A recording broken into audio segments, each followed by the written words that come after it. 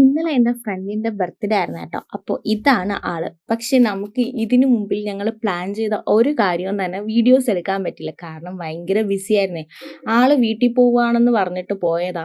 തിരിച്ച് ഞങ്ങൾ വീട്ടുകാരെ തിരിച്ച് വിളിച്ച് വരുത്തിയിട്ടാണ് കേട്ടോ ഇതെല്ലാം ചെയ്തത്. അപ്പോൾ പെട്ടെന്ന് തട്ടിക്കൂട്ടിയ ഒരു സംഭവമായിരുന്നു. അപ്പോൾ എന്ത് ചെയ്യണമെന്നോ എങ്ങനെ ചെയ്യണമെന്നോ അറിയത്തില്ലായിരുന്നു. 4 പേര് 4 വാക്കിന് പോയി ഓരോ സാധനങ്ങൾ വാങ്ങുമായിരുന്നു കേട്ടോ. അപ്പോൾ നല്ല രീതിയിൽ ഞങ്ങൾക്ക് സെലിബ്രേറ്റ് ചെയ്യാൻ പറ്റും. ആള് നല്ല സുഖം ഉറക്കമായിരുന്നു. ഉറക്കത്തിൽ നിന്ന് വിളിച്ച് ഉണർത്തി എടുത്തുകൊണ്ട് വന്നതാണ് കേട്ടോ. പോയിട്ട് വന്നതിൻ്റെ ക്ഷീണത്തിലേ. അപ്പോൾ ഞങ്ങൾ നന്നായിട്ട് കേക്കൊക്കെ കട്ട് ചെയ്ത് അവിടെ നിന്ന് ഫുഡും കഴിച്ചു. ഞങ്ങളൊരു ചെറിയ സർപ്രൈസായിട്ട് ഗിഫ്റ്റും പ്ലാൻ ചെയ്തിട്ടുണ്ടായിരുന്നു കേട്ടോ.